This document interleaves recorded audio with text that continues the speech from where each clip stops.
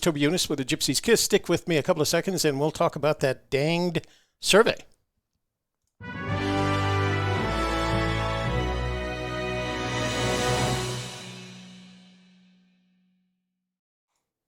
But as usual, housekeeping, you want towel? You need some towels. So I've got some towels. First of all, make sure that before you leave today's shows, you like our video. YouTube likes it when you like our videos. In addition to that, share that with your family, your friends, your neighbors, your business associates, and the entirety of your social network so that we can grow our channel. And then last but not least, if you're not already a subscriber, this would be a good time to subscribe. And after you click on the subscribe button, click on that notifications bell. So that way, every time we start a live stream or we announce a live stream, you will be immediately informed. And that's the fun of all that. Lastly, if you care to contribute to our project, there's two ways to do it. Number one, you can go to the bottom of your chat screen. And I got to take care of one more housekeeping thing here before I... So you can go to the bottom of your chat screen and you'll see a stylized $sign. Click on that $sign. And if you have a Google account, you'll be able to contribute to the project via Google's, I forgot what it's called, SmartPay, or whatever. Click on the thing. Hang on. I can't do that without at least telling you what it is. This is why I keep Shelly around. Super Chat. Super Chat. So join the Super Chat challenge. So that's one way. And of course, if you'd like to prevent YouTube from taking 30% of your super chat, you can always go to paypal.me/Gypsy'sKiss and contribute there. And you don't have to have a Google account to be able to do that. So yes, Shelly's not with me. This is our last afternoon show. Shelly will be with me. Well, I'll be with Shelly at 2:30 for the softer side. And then Shelly will be here tonight for the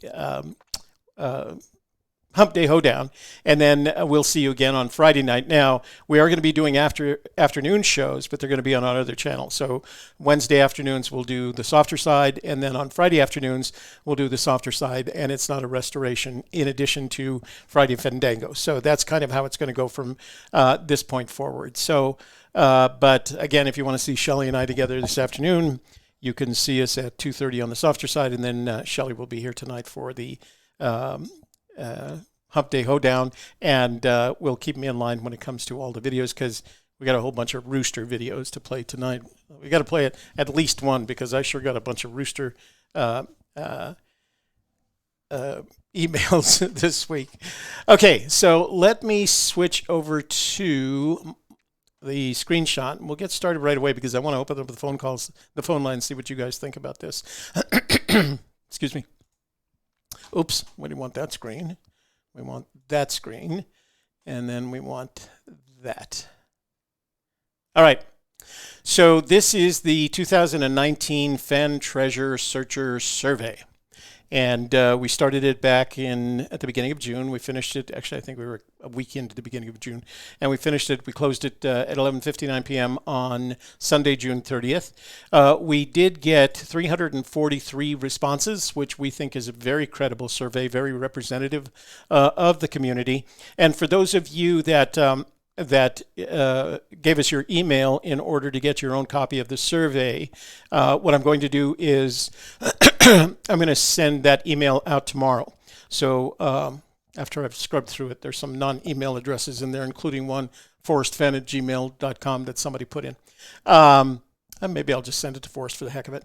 But I will do that tomorrow, and you're going to get access. I'm not going to send you the printed copy, because the printed copy was not only ugly, it just doesn't give you access to other features of this. So I'm actually going to share this copy with you, exclusive of the email addresses that we collected at the end of the survey. So you'll have access to this. If you want to download it, you can do that. If you want to, I'm also going to share with you, you may not know this, but if you, let me see, can I do this without, no, I can't. So one of the benefits of, oops, that is not, that's a personal call from Espanola. I don't think I even know anybody in Espanola. One of the things is, where was I before I was so rudely interrupted? One of the benefits of using Google Forms forms to do this is that it also produces a spreadsheet of data that you can manipulate in your own way. So I'm going to give you access to that spreadsheet. You can make comment, suggest. You're not going to be able to edit it, but you can make a copy of it. So if you want to play with it on your own computer, you can do that as well. And the same is true of the survey. There's not much to be done once the form is complete. But if you want, you can copy it to your desktop or to your Google account, and then you can play with it from there. Okay, so let's start at the beginning. I'm watching the chat room go by, so later on, if you have any questions about the survey, text them to the 1-800 number. 1-800. Let me see, what is that? 1-866-597-9901. All right. And that way I'll answer them there, because I'm not going to be able to answer the chat room stuff. And then I'll open up the phone lines later, and you guys can call in and have questions about the survey. I'd like you to keep it about the survey. We'll open up phone lines for just kind of general discussion tonight, okay? So the first question was, what is your gender? 75.2% of, or 258 respondents indicated they were males, and we have 24.8% female. And that's pretty much in line with other surveys that we've done. It hasn't changed significantly in the several years that we've been doing surveys.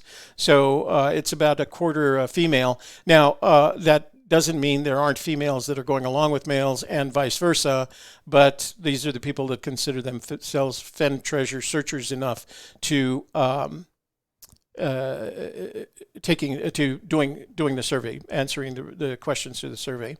In which age group do you fall? We don't get a lot of traction in that younger group, the 17 years and below, 3 people in that age group.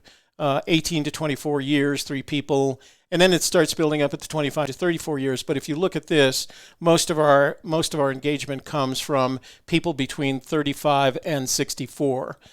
So those are the big numbers. That's well over the majority of people that watch this channel. So we feel like we're addressing the right community in all of this. There's some that are like me, 48 of us actually, that are over 65 years, but the majority is this range right here from 35 to 64 years. So that's a pretty good range. It's a 30-year range, a lot of people in there. And I think this is the kind of information that or the kind of thing that would interest someone in that age group.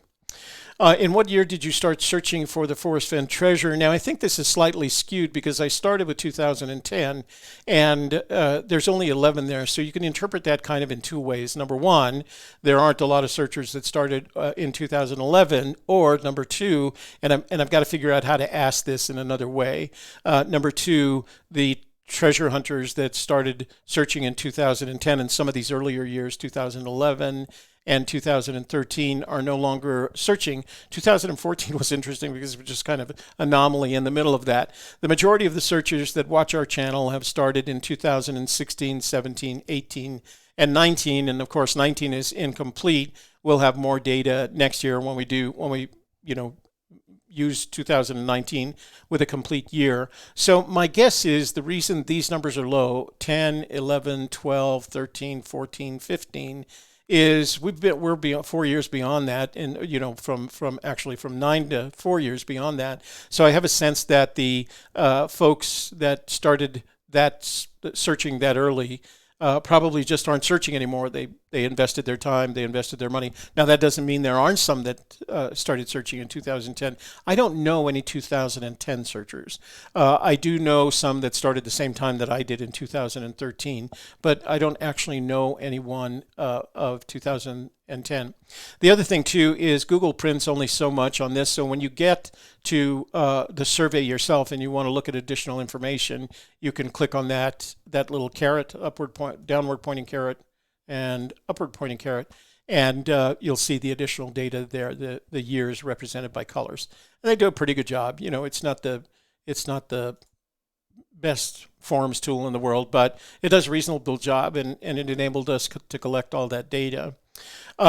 This question was, how many times have you been boots on the ground to search for Fenn's treasure? There's a distinct plurality, not majority, but plurality of those that have never been boots on the ground. 116 of the 142 respondents indicated that they've never been boots on the ground, but the majority then fall into the 1 to 2, 3 to 5, and 6 to 10. So most of the searchers, that's where the majority is. Most of the searchers have been boots on the ground. Most of the respondents have been boots on the ground from 1 to 10 times. And that's where it is. After that, it falls off pretty rapidly, to progressively smaller numbers all the way up to more than 100. There are 6 searchers that have searched more than 100 times. Now, what you have to accommodate here, and I know of at least 3 of them, but you have to accommodate, and we do when we finalize the data, that there's going to be people that just kind of want to mess with your head and tell you that you have. That's why the more respondents you have, the better the survey is. If this was limited to 60 respondents, then I would have real caution about this piece of data right there. On the average, how much time each week do you spend in Fenn Treasure related research? And this year I included research spent browsing forums and watching live streams or produced videos on YouTube, because I think that's an important part of the research that takes place. And most people are in that 4 to 10 hours group, and I think that's where I fall. There's some people that the 1 to 3 hours, and then it falls off after 11 to 20 hours. But there's a whole bunch of people that do more than 20 hours too. So a good percentage, 16%, but the majority, not the majority, the plurality are in the 4 to 10 hours a week, which sounds reasonable to me, because you could watch a couple of our videos. If you watched all our videos, you've got 6 hours right there. So, although that will change starting this week. So 4 to 10 hours, that makes sense to me. Which of the Fenn memoir do you own? 63 people said that they don't own any of them. 18% don't own any of them. The majority, of course, own The Thrill of the Chase, to a lesser extent, pluralities in Too Far to Walk and Once Upon a While. So there are people who own all 3 books. There are people who own none of them, but for the most part, almost everybody who's involved owns The Thrill of the Chase. So in which of the following treasure locations have you been boots on the ground? And I thought that was really interesting. And there's a bit of a conflict here, and it may have been the way I wrote the question. So none have been boots on the ground. 118 have no boots on the ground. But when I compare that to this right here, I've never been boots on the ground. The number is 116, so there's a little bit of a dichotomy there by 2 searchers. But the idea is 118, 116 for the most part. I think that's a good number. So 34%, which is the plurality, have never been boots on the ground. They're just enjoying the search from the safety and comfort of their own homes. We've had the plurality of boots on the ground are in New Mexico at 30%. Then it falls off in Colorado to 18%. Then Wyoming, but not Yellowstone, 72%. Second only to New Mexico is Montana, but not Yellowstone. And I think what surprised me is that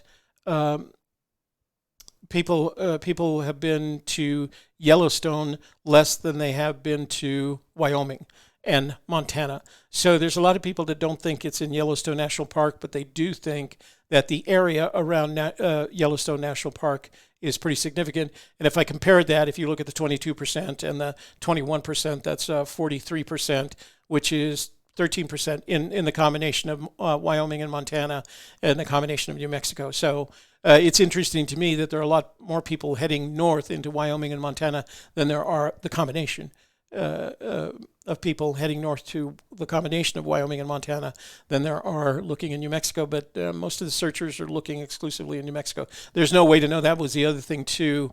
I don't know. Oh, I did give them the option of all that apply. So they could have chosen Wyoming, Montana, and Yellowstone and gotten that numbers. And if they did, it's still not as many as New Mexico alone. So most of the searchers are still spending their time in New Mexico.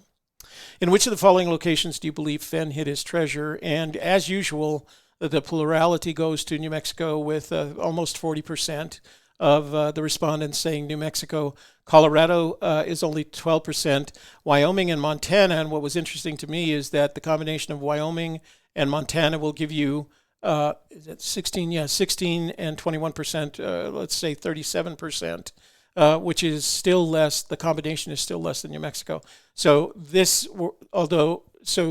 I guess the bottom line with this is that for the people that believe in New Mexico, they're investing their time, money, and effort in New Mexico to a lesser extent. And again, the one that surprised me the most was that a smaller percentage than even Colorado are searching in Yellowstone. I'm sorry, believe that Fenn hid his treasure in Yellowstone, which if you read the forums and kind of follow the YouTube channels, is a really surprising number. I'm surprised that a much larger number is not searching in Yellowstone Park, but it looks like they're looking in New Mexico and then in Wyoming and Montana, but not Yellowstone Park. And of course, that could include directly outside Yellowstone Park. So there were people I know at Function in the Junction, for example, in West Yellowstone. Well, that's not Yellowstone Park. I think it's in Montana.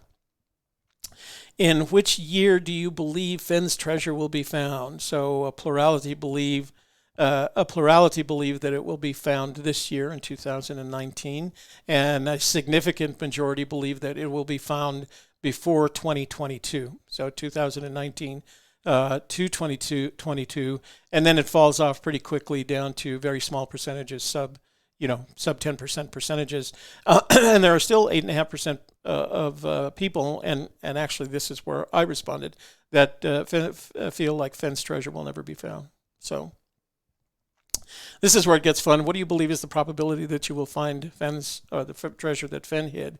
There are people that believe they won't find it. I'm in that group. I don't believe that I'll find it.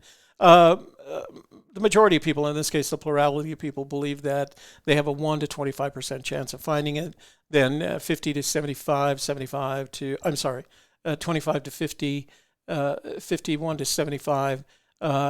Some people give themselves a pretty high probability, that's 14%. But I was surprised at the number, 58 people that believe they have a 100% chance of finding the treasure. So it's interesting to me because only one of those will actually find the treasure and benefit from it. So there's 58 people that believe they're going to find it, which I guess you have to think positively in these things. My perspective is my positive thinking says I've got better, you've heard my story. I want to do other things with my time, money, and effort. So I don't think it's probable that I'm going to find it. So I asked this question. I'm not going to go lower than this because this below this is the emails that I haven't deleted yet. So I'm not going to go any further than that. And those are the folks. There was about I'm going to say about half the respondent asked to be sent the copy of the survey, and then and I asked them where they found out about this survey. And for some reason or the other, the question was interpreted.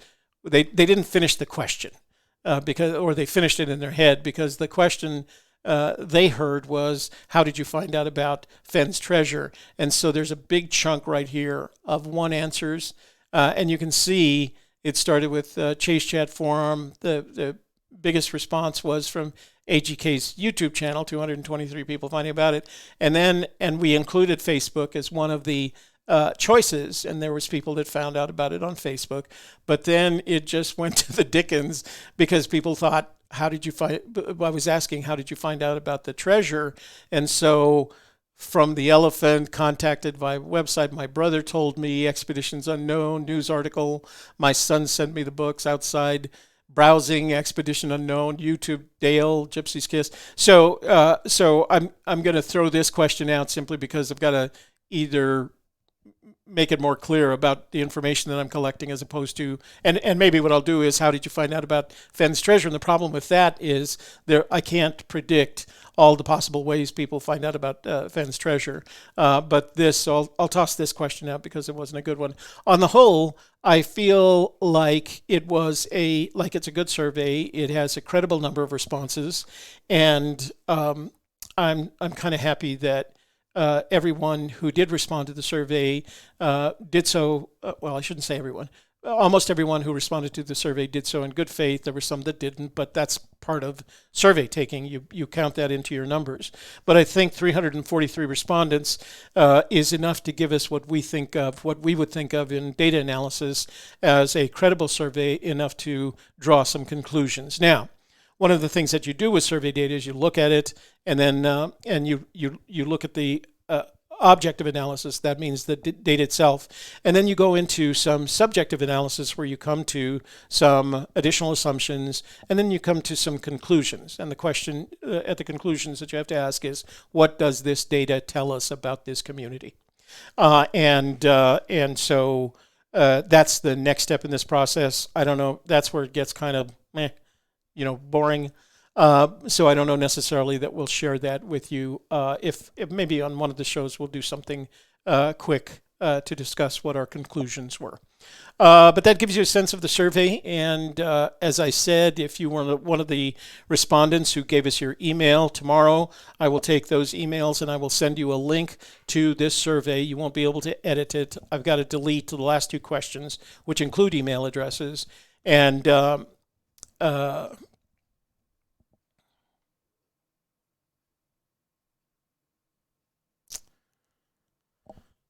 I'm trying to look at a question here. So what I wanted to say was we'll send out that email so that you have a link to this after I've deleted the last 2 questions, the survey question, which I think is inaccurate, and then the last question, which are these email addresses.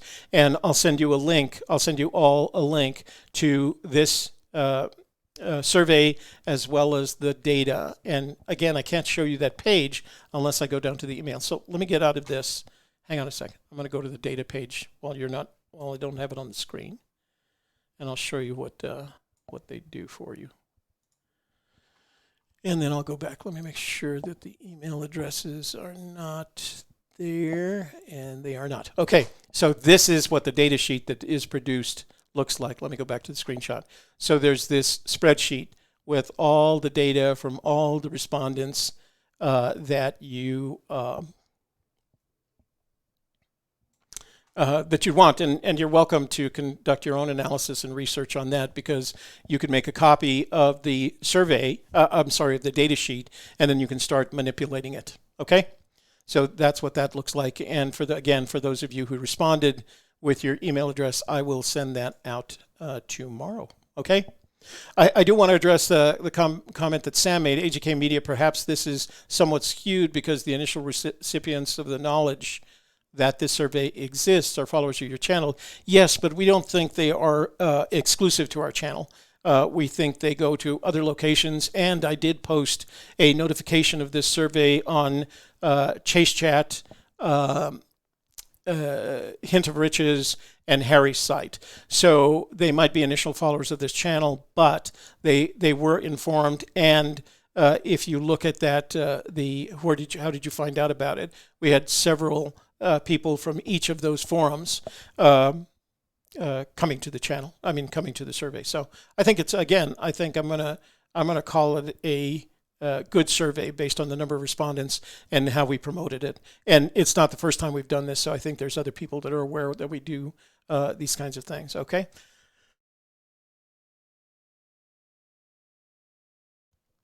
Yeah. Tony, I'll disagree. Sam is correct. If you have data. If you have data that proves otherwise, right? Your statement is that survey only confirms the bias of New Mexico searchers. If you have data that proves otherwise, that contradicts this survey, then I'd be happy to see that. Until then, you've got this survey, and everything you make about it, you can come to some assumptions about it, but you can't criticize the data until you have your own survey with your own data indicating that what you just said is true. That's how this stuff works. Okay, so let me open up the phone lines, and if you want to call and talk about the survey, I'm happy to do that. If we don't, let's see.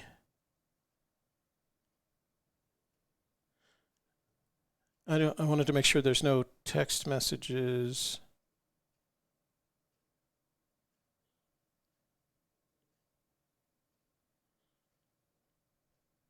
Nope, don't have any text messages, so let's go over to the phone lines. Hi, guess who that is? Guess whose ringer that is? I'm sure it's really loud. Hi, Miss Shelley. Hi, How are you doing? I'm super. How are you? I'm doing great. I'm having a good time. We got through the survey information that we took, and I was happy with the results. Yeah, yeah.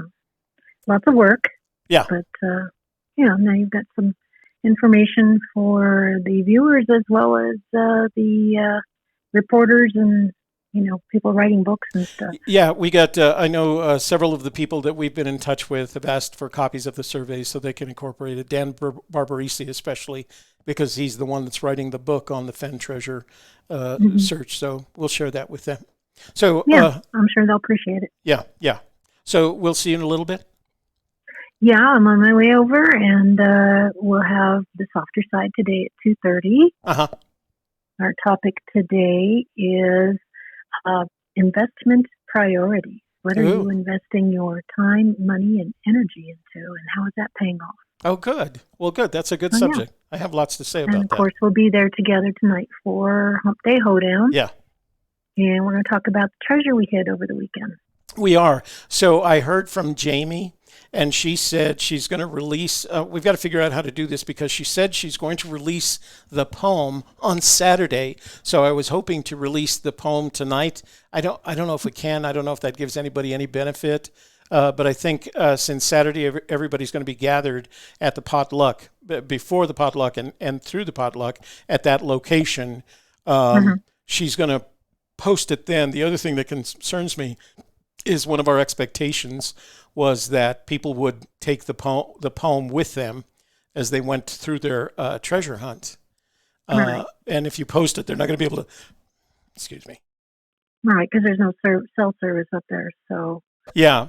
So I'm wondering if we shouldn't make some copies and just take them with them so other people take them with us so other people can have them. I will speak with Jamie this afternoon and ask her what the best thing to do is. yeah, that makes sense. So what Shelley and I are going to talk about tonight before we get started with other things is we hid a treasure up near where the Fennsday is taking place, and we wrote a poem, and it was a really interesting experience hiding a treasure and then writing a poem with the clues. Because the first thing we found out is the clues that we wrote are very personal. If you don't know Toby and Shelley, you're going to have a hard time, right? Which means that, anyway, what we want to talk about tonight is kind of that experience and then compare that to what maybe Fenn went through when he went through this process. Because we're going to describe to you, well, I don't know if we can share the pictures tonight. So we can't share the pictures. I think we could share one or two, the ones that aren't. Hints, clues. Yeah, the ones that aren't hints. Okay. All right. Maybe we'll go through that this afternoon before we start the show, and we'll pick some that work that way. Okay? Yeah. All right. Well, All thanks. Thank you for calling in, and we'll see you in a little while. And for those of you that don't know, Shelley and I actually live about, 10, 15 minutes apart? Yeah. So she's on her way over here for her 2:30 show, The Softer Side. You can see us together then. Right. And then again tonight on Fandango. I'm sorry, Hump Day. Hump Day Hoedown All right. tonight. Safe travels. I'll see you in a few minutes. Okay, doke. Talk to you later. All right, bye. Bye. Miss Shelley? Okay. So she called on my personal line. That's why the call came in. So phone lines are open if you want to call and talk about the survey and have some discussion about it. And again, the only thing I'm going to say, Richard S. In the room says, how about ask, what is the average IQ of the searchers that post theories and solves online for the entire internet to read and hear? So here's what's interesting. I don't know how much you know about intelligence quotient, but the average IQ is always 100. Right? That's how they do IQ. That's the baseline. So the average IQ is always 100, and that's probably what we can expect the searcher community to be. It doesn't change much. Hey, you've reached Toby. You want to talk about, tell me what your name is, where you're calling from, and let's talk about the survey. Yeah, this is John Morrow from California, the guy who takes the train from LA to New Mexico. Hey, John, how are you doing? I just had just a quick question. Where do you recommend that I would stay at a hotel? Your Rio de los Pinos solve is very interesting to me. Do you have any suggestions on lodging and where to rent a car if I come into Albuquerque or Santa Fe? Well, I would rent my And car. I'll take your answer off the air. All right. So not quite survey, but I would rent your car if you're coming into Albuquerque. Rent your car in Albuquerque, drive north. There are no hotels to speak of near the Rio de los Pinos. There is one in Antonito, in Colorado, but if you're coming from California, it's going to be a disappointment. I think there are some hotels that are, mid-level highway hotels. I can't think of I want to say Home Depot, but that's not what I mean. Give me some ideas for hotels in Alamosa. And Alamosa is about 35 miles away from the forest road that you take. So it's a little bit of a drive. It makes your drive longer, but that's the closest place you're going to find a hotel up there. From there, if you go south, you'll find hotels, of course, in Taos, but you're going to have to go on 64 to get across to Taos. So from Santa Fe to Rio de los Pinos, if you're staying in Santa Fe, which I would recommend doing over Albuquerque because Albuquerque will add an hour and a half to your drive. But if you're staying in Santa Fe, you can expect it to take around 3 hours. Fenn says he did it in a day. So, Fenn, if you leave from Santa Fe, you'll travel about 3 hours. It'll take you about 3 hours to get to the Rio de los Pinos. I will warn you, we have heard that the waters are very high on the Rio de los Pinos and that the roads are very bad. They've just had rains up there. It's been a bad runoff season.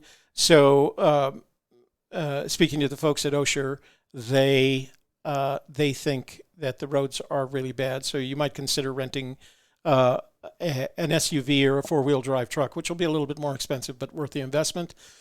There is still some snow on the roads, and the Rio is running high, so I wouldn't recommend crossing it as we have in the past. Okay? Phone lines are open, 866-597-9901. Now, I just got a Google Fi phone line, and the reason it's going to be a direct number, you're going to be calling, so if you'll be calling on your cell phone service, but it's a direct line, and it starts with a 505 area code, and the problem I'm trying to avoid is because of the 800 line that we use, there's a slight delay between the two conversations. So we end up talking over each other. And going with a Google Fi phone, I'm hoping to eliminate that because the SIM card is in the phone, and I'm using the same Wi-Fi that's sitting in front of me here to communicate. It isn't your traditional cellular phone in the sense it's a Wi-Fi phone. But what I'm hoping to do is resolve that issue. Gosh, and I didn't bring any water with me, and my throat is dry. So I'm hoping to resolve that little delay that occurs so that we're not stepping over each other. That delay makes you sound stupid. Yeah, well, it makes everybody. I don't mean to imply that just the people that on this end. It makes you, like I said, it's talking over each other because it's an asynchronous line. So what I wanted to get was a synchronous line that enables us to talk to each other and hear each other. Although it's still not a good idea to talk over each other, even if you have a synchronous line. Okay, no phone calls coming in. I'll turn off the phone lines. We did get the one about the survey. So that's it for today. I will send out the survey results to the folks that provided me an email, and that will go out tomorrow. You will get access to the survey itself. You won't be able to edit it, but you will be able to look at it and, if you wish, download it or copy it to your own Google channel. And then I'll also send you the spreadsheet. So let me go real quickly and just go through the room since I have some time here and see if there's any. Wayne Ross. Hi, Wayne. How are you doing? I expect to see Wayne at Fennsday this week. So Heidi H. Hi, Heidi. Hi, Belva from Chattanooga. Hooley's in the room, one of our moderators. Thank you for doing that. Tunarth, this is the last afternoon show, right? And no, Shelley, yes, this is the last afternoon show. From now on, we'll do evening shows only on Wednesdays and Fridays at 7 p.m. And Wednesdays, Shelley will be here. On Fridays, I will be alone, or I will invite a guest to join me. So Mount Jam says he's in sunny beaches of Florida. So is my daughter, Erica, and my granddaughter, Everly, and my son-in-law, Patty. They're on the sunny beaches. They live in Boca Raton. Yeah, Davio, no, Shelley, not only on Wednesday nights. And, of course, you'll see us... you will see us together on the softer side, and then at 2:30 on both Wednesdays and Fridays, and then it's not a restoration at 4 o'clock on Fridays. We may do an additional show on Wednesdays, but we're not. The channel isn't big enough right now, so we're having fun with it. Tunarth is having a sudden wrenching sensation because we're missing Shelley. Well, if you really miss her, just watch tonight. You can see her then. Blvd Hippo's in the room. Jack, Tony Rusi, Steve, Hooley, Lisa Smith, ES, Steve. Hi from Oregon. Let's see. Mitzi Moore, another one of our moderators. Thank you. Thank you for doing that, Mitzi. Thank you for being one of our moderators. She didn't vote, so this whole survey doesn't work. No, we got 350 people responded, so I'm good with that. Gypsy Kiss, zoom in, please. Control mouse. You know what? I know how to do that, AJ, but I just wanted to summarize everything, and then I know that you were one of the ones that gave me your email address. You'll be able to see it in real time yourself. So I just wanted to cover a little bit, let you know that the survey is completed, and let you know that the survey is completed, and that I'll get you that information tomorrow. Okay. So Jack says there's been a falling out. Yeah, there's no falling out. Shelley is my best friend, has been for 7 years and will be until I die. So there's no falling out. We're just investing our time in other things. Sam, you didn't miss anything significant. You will still get access to the survey. Luli, who named function in the junction. Yeah, Alan, I think I addressed that survey. Have a constructive validity since so many of HK Toby fans are in New Mexico. I don't think that's necessarily true. Our survey fans come from all over. I mean, our fans literally are all 50 states and several countries, and so they saw it from there. We didn't ask the question because we know, statistically speaking, 95% of our viewers are U.S. based. Then we have 5% that come from offshore, but they cover all 50 states. And I don't necessarily agree with the fact that our fans are New Mexico searchers. We have fans. As a matter of fact, up until this point, I thought most of the people disagreed with the New Mexico search, and we're looking in Yellowstone and Wyoming and Montana, up to what I call the northern searchers. ES says, oh my God, I've spent 4 hours a day. I don't spend 4 hours a day doing it. I spend... Mitzi, Shelley is probably searching Montana with Dale. No, she's here. She's on her way over right now so that we can do the softer side. Mary Green, the only way we will know if Jason Dent is in chat is if Jason Dent chats. I don't know. There's no way for me to know if who's in the chat room until they say something. It's like the Forest Fenn Treasure. Fenn won't know until somebody says something. Okay. All right. So I'm going to close this off now. As I said, for those of you who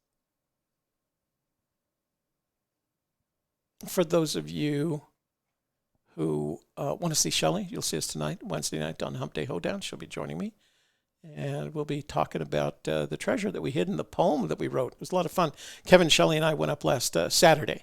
And the nice thing about taking Kevin with us is I like Kevin a lot. He's my second best friend, I guess, behind Shelley. And the nice thing about him is in some cases, he thinks like me, but he has a much broader perspective of life. And he's younger, so he has more thoughts than I do. As you get older, you just have fewer and fewer thoughts. Breakfast, lunch, dinner, sleep, you know. Lulibelle Forrest has never said anything that used the phrase lead searcher. Tom Sawyer says, let's see this watch. You've guys seen this before. It's an Invicta. Can I do this way? It's an Invicta Sub Aqua with a abalone face. It's one of my favorite watches. One of my favorites. Actually, I'll wear it to Fennsday on Saturday. You guys can get you really want to see my watches. Jeep Girl Jody says, AGK, hi Toby, how are you feeling? And also thanks for the survey. You should do another with searchers suggesting questions. No, I've done that before because most of the questions are questions to ask Forrest Fenn. So we'll stick with this one. Our survey style, the content that the questions that we've included have been consistent from year to year. And we like the idea of doing that because we can make comparisons to previous years. That's when you're doing survey work, that's one of the important things is that there's a certain amount of consistencies.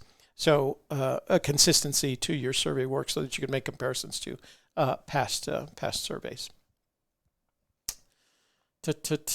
Lulibelle, we don't know. Toby doesn't know why everybody's talking about the lead searcher. We believe the lead searcher is a myth. And to prove our point, we challenged the, quote, lead searcher to finish the search by the end of 2019. And I don't think that will happen because there is no lead searcher. It's a myth created by the people who are afraid that they're not the lead searcher, I think. So they just make that up to pretend they are. I don't know how you do it because one of the things, here's what's interesting about this treasure hunt that we built. One of the things, I'm always complaining about the poem that unlike the like Fenn's treasure and his poem, unlike the David Blaine treasure, there was no way to confirm along the way. Well, when you write one of these poems, you are going to be you will be able to confirm your progress, but you're not going to be able to confirm the conclusion we came to as a result of doing this is the only way you can confirm that you're making progress along the 9 clues is if your boots on the ground. That's the only way. I don't see any other way to do this. So I'm not necessarily going to take back my criticism of the fact that the Fenn treasure is very different from the David Blaine treasure. I think that's absolutely true. But based on what we did this week in hiding that treasure and writing a poem and identifying landmarks that fit our clues, and then even more interestingly, the clues, you in order to get some of the clues, you had to have watched this show to know what Shelley and I talk about or what we know about and things like that. And the point we were trying to make is the same is true for Fenn. You've got to know Fenn well enough to know what kind of things he's talking about when he's talking about things. So, I mean, it was a really interesting experience. And I must strongly recommend that if you want to get closer to the Fenn treasure, do this yourself. Take some object of, interest or value, nothing big. We used a silver searcher coin. It's not a big searcher. And hide it, and then write your own poem. And it doesn't even have to be a poem. Shelley wrote the poem. We documented the landmarks using pictures, and then we stopped in Santa Fe for some late lunch, early dinner, and then on the way back, Shelley took out her notepad and took my phone because that's where a lot of the pictures were, and she started writing the clues. And when she read them back to us, I realized, that was actually her intent, was you have to know us in order to figure out these clues. And I have a sense that's true of Forrest Fenn as well. So anyway, we're going to talk about it tonight. We can't share the poem because Jamie Jordan, who's hosting Fennsday, has decided to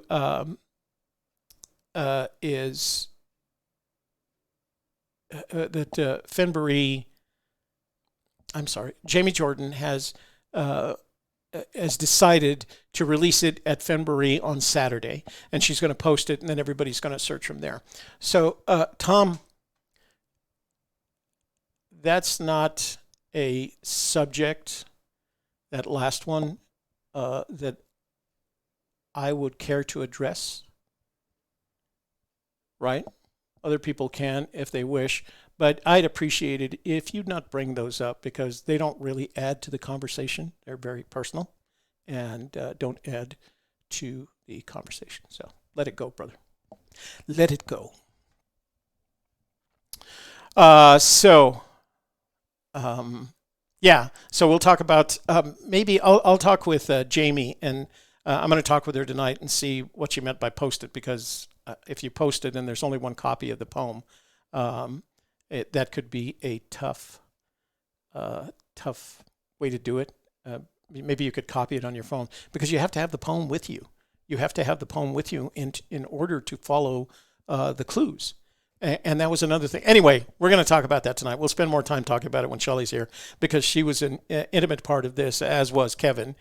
We all contributed to it, and it was a lot of fun, and it was kind of a learning experience. The point that I was going to make earlier, I'm going to strongly recommend that you hide a treasure, you write a poem, and you give it to your friends and see what they think, just for the experience of doing that, just for the experience of going through what we think Fenn went through when he hid his treasure and wrote a poem with clues that represented particular landmarks. We did that. We've done that. And it was kind of neat, actually. And it was a good experience for us, and it gave me additional insight into the way that, what Fenn had to do. I was going to say it gave me additional insight into Fenn. It gave me no additional insight into Fenn, but it gave me insight into how this process works and what you end up with at the end. And again, we'll talk about it tonight. And I don't want to reveal the poem until Jamie feels like it's revealed to the folks that are at Fennsday, because it's really designed for them, and that was kind of our gift to them. So join us tonight. Shelley and I will be talking about it. We'll show you some photographs that we took of the area, and if you're going to Fennsday and you happen to be at group shelter number 2, you're within 500 feet of the treasure. How's that? That's pretty good, huh? Okay, all right, guys. Thanks for joining me today. I hope you have a fun afternoon. If you want to watch Shelley and I, will be on the softer side at 2:30, talking about how to invest your assets and get more out of them. And then we'll see you again tonight on Hump Day Hoedown. So I didn't realize how hard this is when I'm trying to read the chat and trying to talk in front of the camera. It's very difficult. So again, I miss Shelley for these things, but this one, like I said, is our last afternoon show, so she'll be with me tonight. Friday night should be damned interesting, because not only am I going to have to watch chat, I'm going to have to handle the control board, and I'm going to have to make sure all those videos are played in time. So make sure you guys remind me to play videos. Okay, thanks for joining me. We'll see you tonight.